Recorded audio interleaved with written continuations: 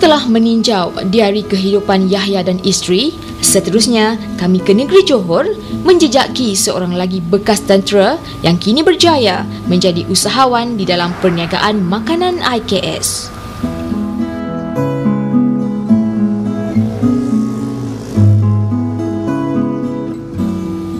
Sebaik tiba di premis perniagaan ini, jelas terlihat Korporal Bersara Hamid Haji Abdul Rahman sedang sibuk menguruskan perniagaan beliau bersama pelanggan. Walau bagaimanapun, kehadiran kami tetap disambut mesra oleh Hamid dan isterinya. Mengenali latar belakang veteran ATM ini, Hamid menamatkan perkhidmatan di dalam Angkatan Tentera Darat pada tahun 1983 setelah berkhidmat selama 11 tahun, di mana beliau pernah ditugaskan di Batalion ke-10 Regimen Ranger di Raja Malaysia.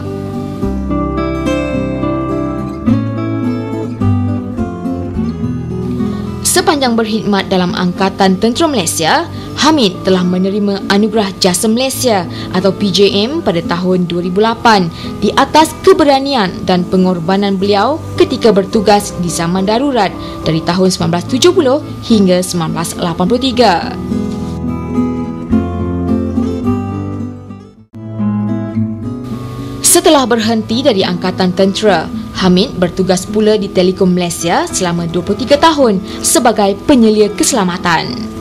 Sebaik bersara dari Telekom Malaysia, Hamid tidak mahu duduk diam.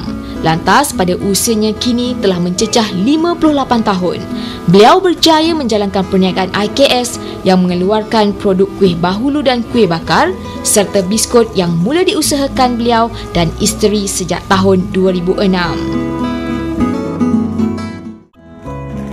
Hamid yang menetap dan menjalankan perniagaannya ini di Kampung Parit Terus Seri Medan Batu Pahat Johor memerlukan perniagaan ini dengan modal sendiri dan turut mendapat bantuan dari Pertubuhan Peladang Kawasan Seri Medan PPK.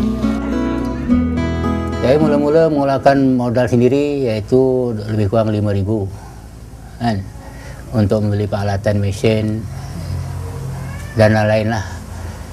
Lepas saya berjaya lebih kurang setahun lebih, pihak Pertubuhan Peladang Kawasan Seri Medan, PPK Seri Medan, telah melihat saya dari segi kemajuan perniagaan. Maka pengurus besar Cik Ramli Tambi telah mencadangkan bahawa beliau akan bagi peruntukan melalui geran lebih kurang dalam 30,000 kali untuk membeli mesin dan oven sebangunan yang ada separuh ni untuk menjayakan lagi projek.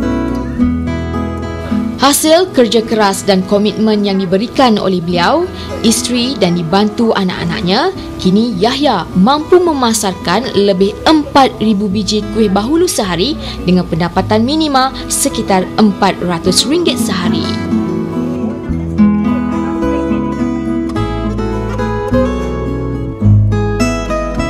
Yahya turut memiliki 2 orang pekerja dan selain kuih bahulu dan kuih bakar, Yahya juga memasarkan biskut dan kuih raya setiap kali tiba musim perayaan dengan pilihan lebih 30 jenis kuih dan biskut.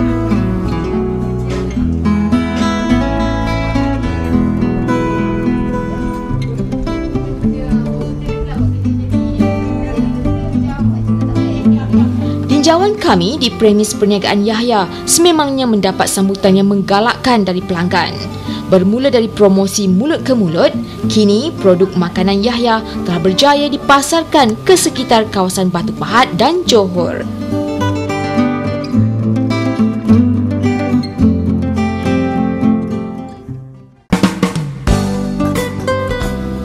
Sebagai seorang usahawan veteran ATM, Hamid telah menggunakan saluran yang disediakan oleh Jabatan Hal Ehwal Veteran ATM untuk membantu beliau mengembangkan lagi perniagaannya.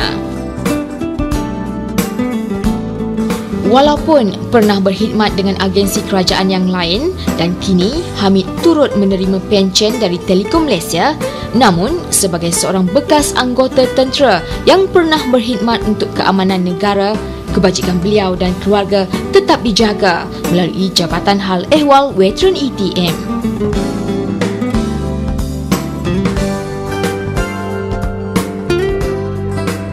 Ketika salah seorang anak Hamid melanjutkan pelajaran ke universiti, Jeff telah memberikan allowance pendidikan sebanyak RM1,000, manakala buat diri Hamid sendiri, beliau turut menikmati faedah rawatan dan perubatan percuma dari hospital kerajaan dan tanggungan kos rawatan dan perubatan oleh Jeff dari mana-mana hospital swasta akibat penyakit jantung yang dihidapi beliau.